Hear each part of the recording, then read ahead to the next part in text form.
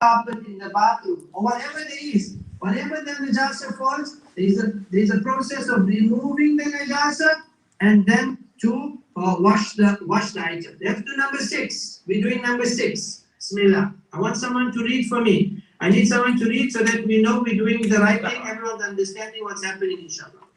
Rahma is reading it. Number 6. Okay. How can purity from the hadith be attained? بماذا تكون الطهارة الحدث؟ الجواب بالوضوء أو الغسل أو التيمم. By performing wudu, ablution, also ritual bath, or tayammum, which is dry ablution. Yes, so here he's saying, if a person is in the condition of hadath, I mentioned the condition of hadath can be 2 conditions. Either a person is in the condition of hadath asghar, or a person is in the condition of hadath akbar. The condition of hadath asghar means you had wudu, and you use the bathroom to relieve yourself. You had to make a number 1 or number 2. You need to make urine, or you need to go to the bathroom, in whichever condition. Then you come in a condition of hadath asghar. That means by making wudu, you will gain purification, just by wudu. The second is, you need to make, by taking a ritual bath. That means a husband and wife, they have relationship. When they have relationship, they're in the condition of hadath akbar. That means the only way they can come in the condition of purity is they need to take a ghusl. A ghusl means a bath, a ritual bath. The ritual bath is they have to wash the entire body with the niyyah, put water in their mouth, rinse their nose, the entire body, all the portion of the body has to be washed. This is called a ghusl, from head to toe. Every portion needs to be washed. And this is called a ghusl. So the second way, the first way is through wudu, right? The second way is through ghusl. And if there is no water available, then we have the dry ablution, which is known as tayammum. This was a speciality given to Rasulullah sallallahu alaihi wasallam, where a person taps onto the ground. He just taps onto the ground, and meaning on the earth, and he wipes his face. And then he taps onto the ground. With the right hand, he wipes the left hand. With the left hand, he first wipes his right hand. With the right hand, he wipes his left hand, and he'll be in the condition of tahara, without using any water. No need for any water. And that's only if water is not available. Water is not available in the radius of about 1 mile, far away in all directions. There is no water available. If water is available, then you cannot do tayammum. Tayammum is not permissible. Yes, if someone is very sick, if someone is in hospital, if someone has a major illness, then they can use, and they're not allowed to touch water, then they can use tayammum. But in general situations, we're not allowed to make tayammum if there is water available. So if there's water available, we either make wudu or we make ghusl. And this is to come out of hadath asghar, the small hadath, the small impurity, and hadath akbar is the big impurity. To come out of the big impurity, we need to make ghusl. So there's 3 different ways, by means of wudu, ghusl, and tayammum. Wudu, ghusl, and tayammum. Yes, 3 things to come out of the condition of hadath. Let's do number 7. Abdullah. Let's do number 7. What's her name? Someone can read fast, inshallah. Nuha. ما أقسام النية؟ الجواب أقسام 4 وهي الماء المستعمل، الماء الذي خالط الطهارة، الماء الذي وقعت النجاسة. What are the types of water? There are 4 types of water: absolute water, used water, water that is mixed with a pure substance, water that is contaminated with. So here he's giving us, because we need to use water, right? To gain tahara, what we need to do? We need water. So we need to know what is water. We need to find out which water is permissible, which water gives us allowance that we can gain tahara. Just say you go to a coconut. You know what's a coconut? Yes, you take a coconut, you cut the head of the coconut, you pour it out, you'll see water coming out. Is that called water? No, that's not called water. That's why they need to teach us what is water. What is water? They need to teach us, because someone might find some fruit, they might find some leaf, they might find some tree. Now recently there was a video, someone cut in the middle of the tree and you see some water flowing out from the bark of the tree. That's not water. Water is, we have types of water. Ma'ul mutlaq, the first is absolute water. In Ma'ul mutlaq we have rainwater. Rainwater, water coming down. It's raining from the sky. You just go and make wudu. Start making wudu. But the water coming down from the sky is permissible. It's permissible because this is pure water. It's pure water. You get the water falling down on your roof, and it's falling down from the roof, making a nice waterfall on the side. You go there and you go make wudu. It's permissible. There's no problem with it because this water is clean water. It's genuine water. It's ma mutlaq. And wudu is permissible. They'll give us some explanations about this, but they're giving us the types of water. Ma mutlaq, even you have ocean water, river water, from a stream, from a lake, from mountain tops, from a waterfall. All of these are normal water, ma mutlaq, absolute water, and they are permissible. We have the next type, ma'ul musta'mal. Ma'ul musta'mal. This is used water. This is water that, just say we made wudu, a person made wudu and he had a bucket at the bottom. He was making wudu, he started making wudu and the water is falling in the bucket and it's collecting. Can another person make wudu with that water that he already made wudu with? This is now a question, and most of it state that is not permissible because this is used water. A person was in a condition of najis, he came in the condition of tahara, he is using old water. So this is called ma musta'mal. Then we have the next water, al-ma'ul ladhi khalaqahu tahirun.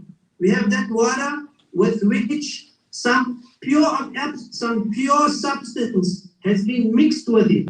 Pure substance. So we have things that are pure. And the next one is things that are impure mixed with the water. Just say you have a bucket of water, a nice bucket of water that you need to use to make wudu. And someone comes there and someone throws a can of Sprite, or Coca-Cola inside the water. He pours a nice can of Sprite inside the water. So the Coca-Cola is halal, is permissible. It will not affect the water. Now the water is mixed with something that's permissible. Or you take the water and you put, a slice of bread inside, something that's solid, right? But then bread is halal, you throw the bread inside, and now you want to make wudu. It will be permissible to use that water for wudu. So this is ma'ul ladhi khalatahu tahirun. Then you get ma'ul ladhi waqa'athu an-najasatu. But then you get water, something that is impure fell in it. You got a bucket of water from where you need to use to make wudu, but in that bucket of water, one mouse fell inside it. What fell inside? A mouse. And the mouse died. And the mouse is dead. And there's a dead mouse inside the bucket of water. Can you use that bucket of water? No. No, you cannot use that bucket of water. Because that bucket of water got najasa. What's najis? What's impure? A dead mouse. A dead mouse inside the bucket of water. The water is not pure. Or we take another example. Maybe you cannot see it. A mouse you can see. You got a bucket of water and you pour some wine. You pour some wine. Heineken. Nice, fresh Heineken. Vodka. You take a nice bottle of vodka. Yeah. See all the guys smiling here in the back. You tried it? Hope you guys are not trying all this stuff. Yeah. Hope you guys are not trying all this stuff. You take some of this, you throw it inside. You cannot see it. You cannot see it. But it's inside. It's a water, it's a bucket of water. You cannot see. But that water is impure. That water is haram. That water you cannot make wudu with it. If you touch that water, your hands are najis. Your body is, wherever it's going, it's making it impure. Or you have a bucket of water and you get a small little kid that went there and he went to go pee inside it. He went to pee inside the water. Now you see all the yellow spreading all around inside. The whole lot of water is all messed. everything is gone. You cannot use that water anymore because there's najis inside. Najasa, bowl is najasa. Urine is najasa. So either you can see the najasa with your eyes. They're like I mentioned, you see a dead mouse, you can see it, or either you cannot see it. You throw some wine inside, you cannot see it. So you get whether you see it or you don't see it, if it's mixed with najasa, you cannot use that water. Is that very clear? Everyone understands this? In today's time, we don't have too much of a problem. Because mashallah, you go to the tap, you open the faucet and water comes out. Very nice, very easy, very comfortable, right? Nowadays, we don't have the issue. So you go in the bathroom, you open the shower, you come out, and you don't have a problem with it. But in the olden days, they used to go to the well. They used to take out the water at night. They would leave it in the bedroom or in the front room or somewhere in the house. They would use it in some part. And at night, some insects jump in it, some mice jump in it, some this jumps in it, some that jumps in it. It becomes najis. They don't know what's the situation. So nowadays, alhamdulillah, it's easy. It's very easy nowadays. Allah has made it easy. I think we live nowadays better than the kings of the past. They're better than the kings of the past. Because we have all amenities in front of us. Allah gave us a very easy and nice and good life. In the previous times, it was really difficult. Even the kings did not have so much of things easy for them to live. So we have to be very careful of what we're doing. We have to be very watchful. Yes, when you go in shower, don't go and waste water. How long should you shower for? How long you shower for? 2 minutes, 3 minutes, 4 minutes. You should be out of the shower. Nowadays, people go and shower for 1 hour, 45. What are you doing in the shower? Shaitan is there. Shaitan is in the shower. And then you get up to mischief in the shower and you do wrong things. And people are saying, they're singing around in the shower. That's not how you shower. You go inside, you need 1 minute, you're on the shower, you put the water, you put the soap, put the shampoo, you rinse it off and you're out of the shower. No wastage of water. No wastage of water. The quickest thing, the easiest thing, and we do everything correctly. Islam has taught us no wastage.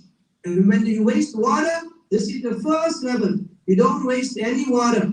No wastage of water, no wastage of money, no wastage of food, no wastage. But the bare minimum is with water. Such a great bounty of Allah. Allah gave us the water. We don't go and shower for 1 hour, let the thing run for 1 hour. That's not how we shower. And we need to learn, inshallah, as we go forward, we learn the very basic things. You few minutes in the shower, few minutes you come out. Yes, we need to shower every day. We need to be tahir, we need to be clean, we need to be smelling nice. It's all part of our deen. Al-tuhuru shatrul iman. Cleanliness is part of iman, but we don't waste. We don't take too long. We don't waste water. We don't waste time in the shower. These bathrooms are the places of shaitan. They're the places of shaitan, especially at your age. You should be very quick in the shower. Go do your thing and you come out. People are going in the toilet and they're playing PUBG. They go in the toilet and they're playing Amanzas there for 2 hours in the toilet. They're sitting on the toilet bed. And they're reading newspaper and watching the politics and the news going on. That's not what you do in the bathroom. The bathroom is a place of shaitan. You go in and you move out. Yes, may Allah subhanahu wa ta'ala give us tawfiq of understanding. We completed page 108, inshallah. And next week we see whatever time, if we can do from 5 o'clock, inshallah it will make it easier. We can maybe have it for like 45 minutes or so. From next week, inshallah, we can share the speak to Sheikh Abdul Hafid or whoever's there. I don't know if Sheikh Muhammad. Jazakallah khairan, Sheikh Muhammad. Abdul Qadir is here. Yes, Jazakallah khairan, Sheikh. I know you have to go to another class. We're really, really thankful to your service to the masjid and to the Muslims. Jazakallah khairan. May Allah subhanahu wa ta'ala reward you. May Allah subhanahu wa ta'ala make you among the hearers of the great paradise.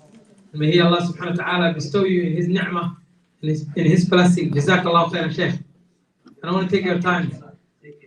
Jazakallah khairan. Assalamu alaikum wa rahmatullah. Hi, you guys heard it. You need to be, inshallah. Sheikh Abdul Qadir, عقيدة كعلي وأصيبت. أنت وحوا كلمة. ها. سؤالي جوابي سيبت. كوس هذا هيسته. Facebook live aku jirta. What's it called?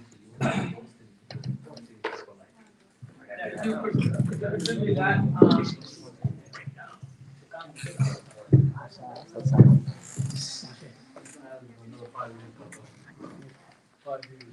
I could use one of your books, one of you guys' books.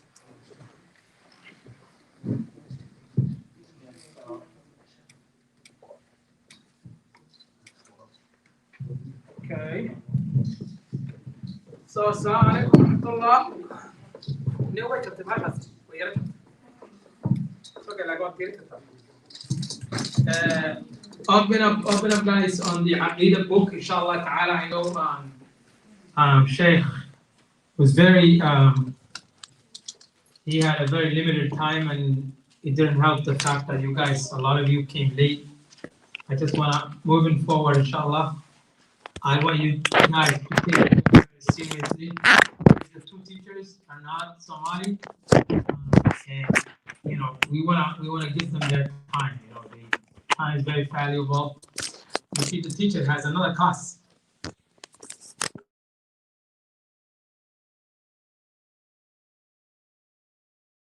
Another class. He had to teach another class like you guys at 6 o'clock. So we actually even took like 5-6 minutes from him.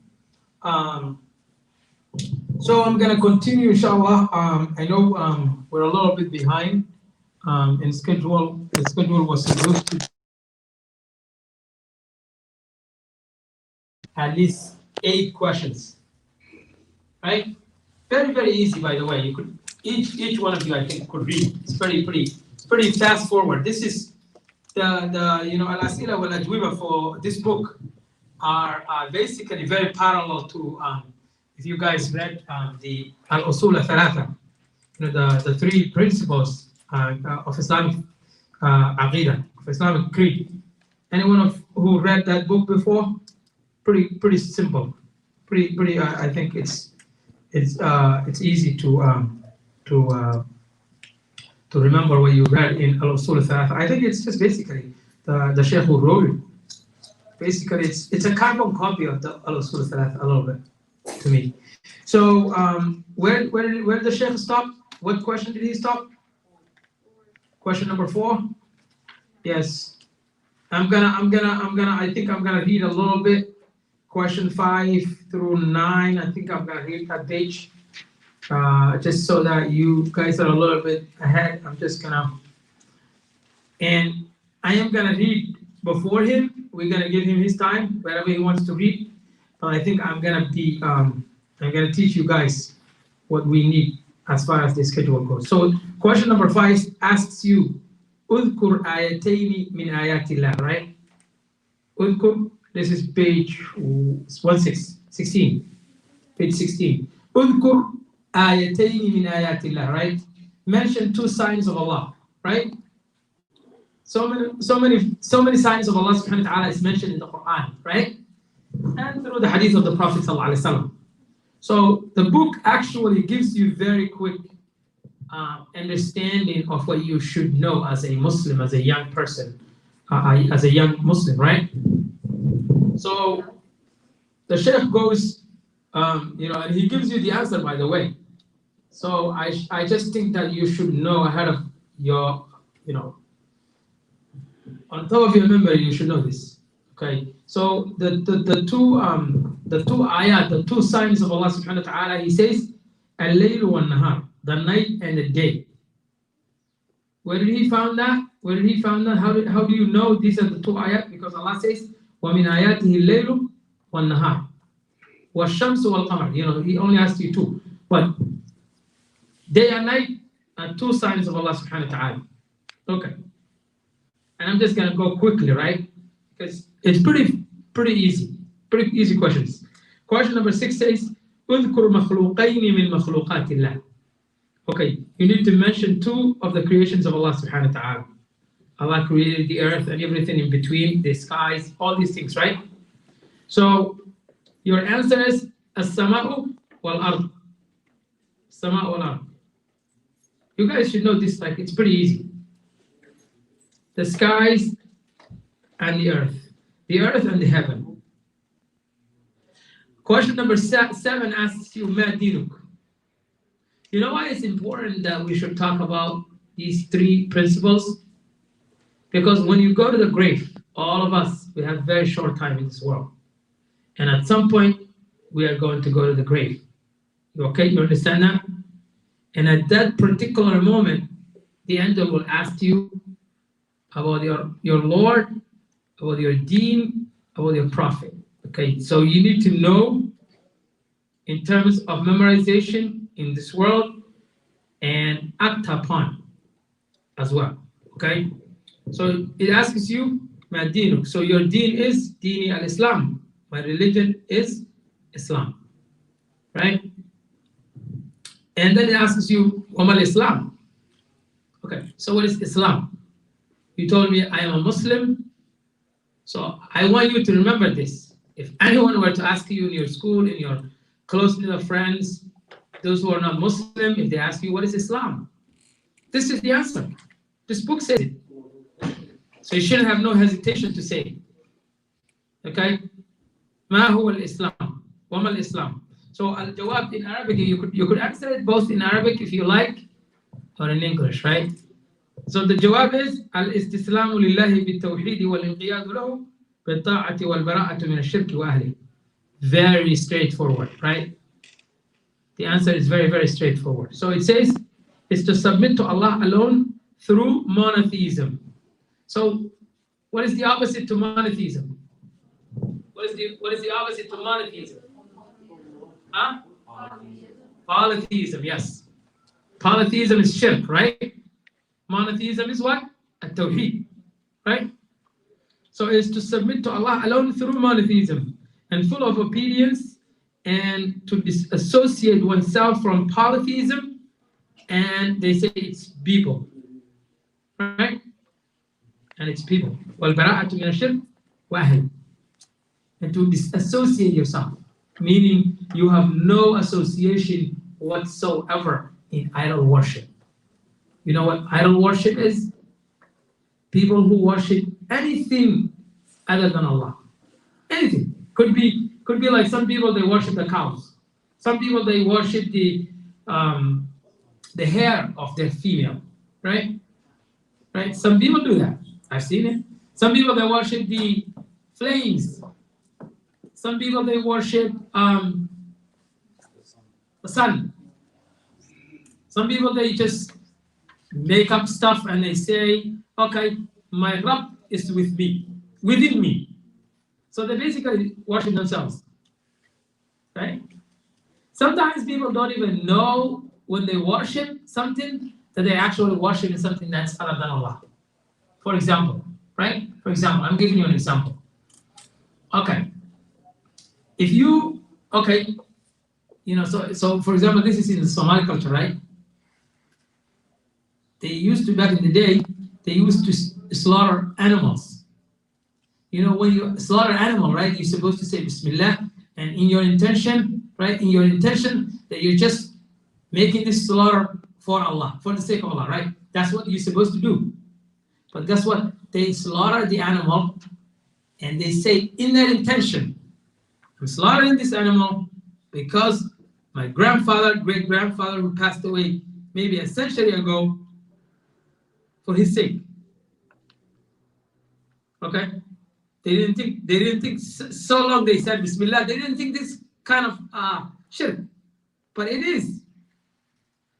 لا ملك مقرب ولا نبي المرسل. You could not associate anything that belongs to Allah, not even a very close knit of a messenger or a very close angel of Allah subhanahu wa ta'ala. You could not associate, right? Because ibadah is only for between you and Allah. No one else. Not your mom, not your dad, not anyone in your family, not even angels, not even prophets. It's clear, right? So I'm saying polytheism could be something that you didn't even know it was polytheism. Do you understand that? So you have to basically, you have to be a vivid reader. You know what a vivid reader is? Somebody who reads in detail. You know, sometimes they in America, they have this thing called fine print. You know why fine print is so amazing? And they could basically put you in trouble? Because the fine print is like so tiny in writing. Can see it. So they could hide information in there that could put you in trouble, in hot water. But as a Muslim, everything is pretty simple.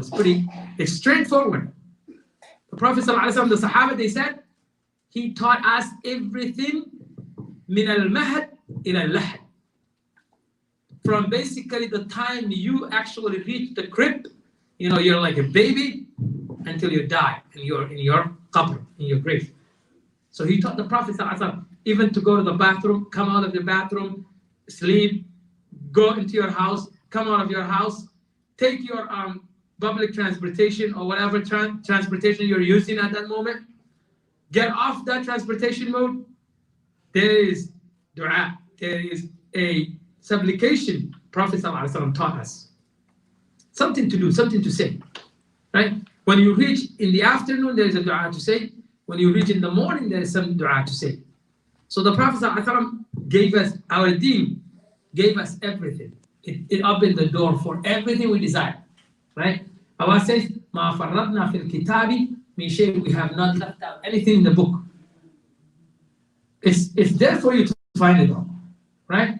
That's why ilm is very, very important, because let's face it, like we said last week, the first few ayat that was revealed to the Prophet ﷺ, 3 times they describe something that has to do with knowledge.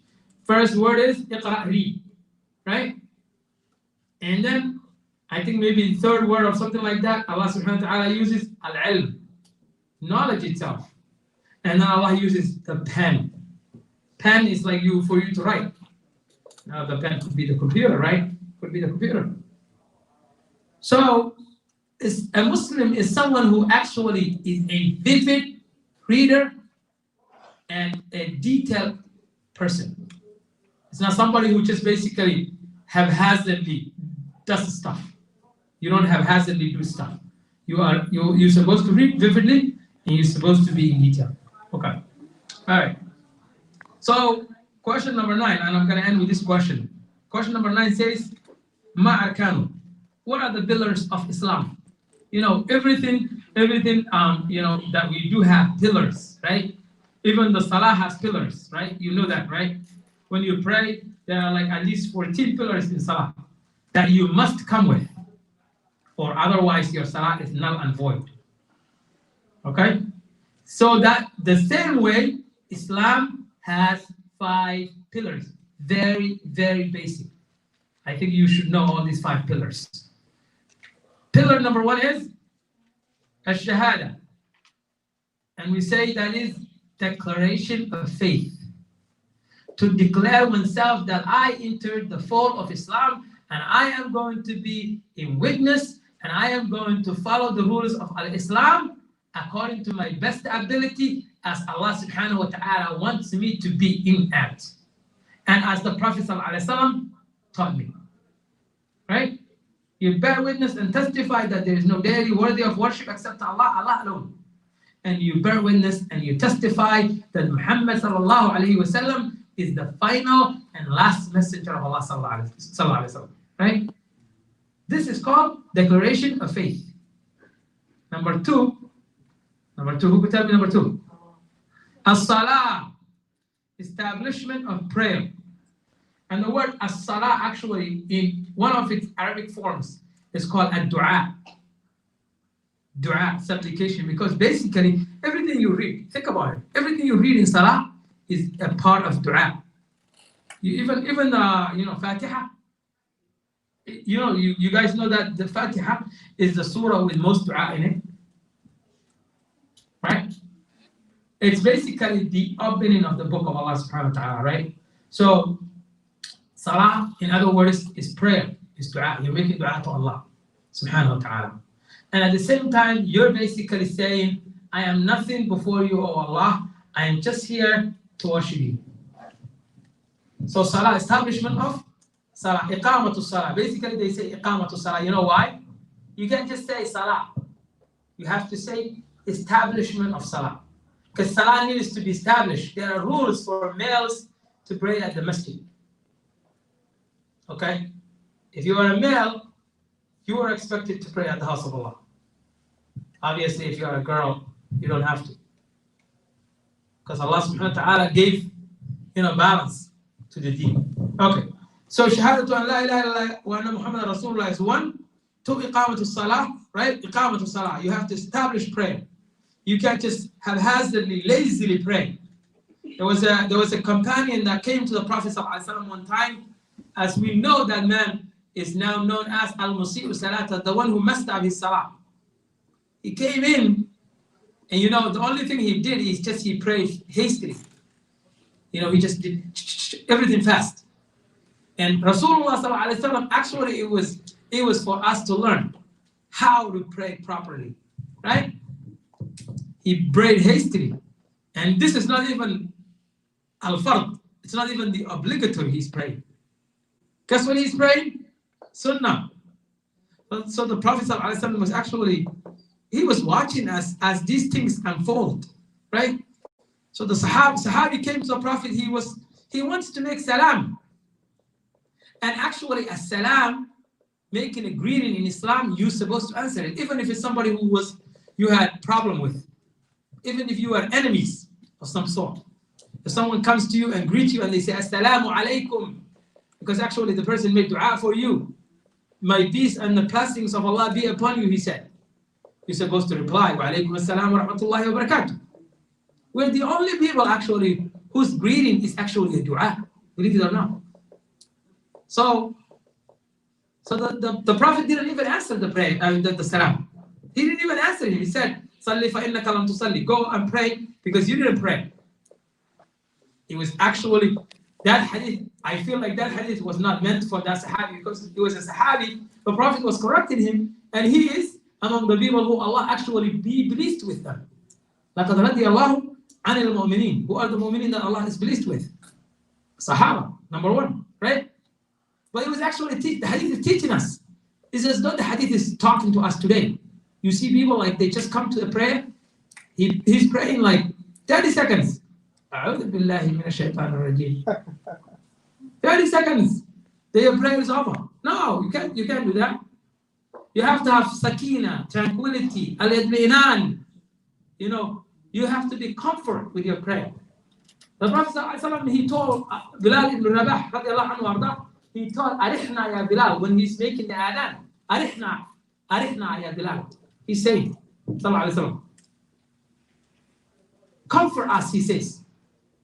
So your salah is supposed to be a comforting, because you're actually making connection to the most powerful, the one, the omnipotent, the creator, the maker, the designer, the al-ilah, al-Rabb.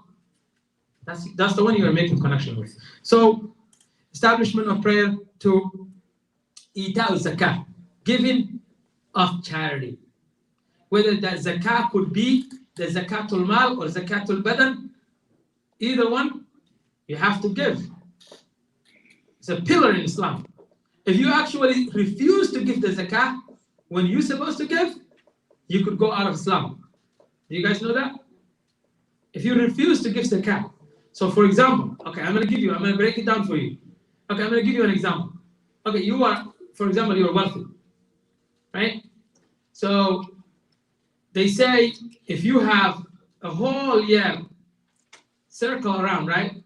Like for example, we begin 2020 and you have $2,000 in the bank. It didn't go down from that $2,000, right? All year long, you had either more than 2,000, right? In your bank. You're supposed to give 2.5% of that. So like $50 you're supposed to give, right? But the $2,000, you reach 2021 and you still have the 2,000. The whole year it didn't decline. If it declined, yes, you cannot give. But if it never declined from 2,000, you must give. So the person refused. Wal-'iyadhu billah. Some of the ulama, and actually this is al-qawl sahih, they say that person, because of refusal, he could go out of the millah al-Islam. Right? So he tells zakah. Number 4 is Sawm Ramadan, fasting, the month of Ramadan. Fasting is actually a must, because Allah subhanahu wa ta'ala says, Kutiba alaykum as-siyamu kama kutiba ala alladhina مِنْ قَبْلِكُمْ لَعَلَّكُمْ تَتَّقُونَ. Allah subhanahu wa ta'ala prescribed fasting on you, upon you, the same way He prescribed people before you. So you may attain what? At-taqwa. Righteousness, cautiousness, fear from Allah subhanahu wa ta'ala. This is what you gain, because that's the shahada, that's you gain. You gain fear of Allah subhanahu wa ta'ala at the very end. When you fast according to the way the Prophet ﷺ fasted, according to the Sahaba, according to the people, the righteous people, then you gain a taqwa, right? Which is the highest form of iman. Okay. And last one is Hijjul Bayti man istata'a ilayhi sabila, to perform Hajj if you have the means. Okay, so Allah subhanahu wa ta'ala wants us to have means, right? Man istata'a. Al-istita'a ilayhi sabila, that it's referring to is that those means are two means, right? Two means. I want you guys to remember, and I think I said this before as well. Okay. Man istata'a ilayhi sabila, al-istita'a al-maliyah, financial ability. So for example, you want to go to the Hajj, but you have no money, can't go.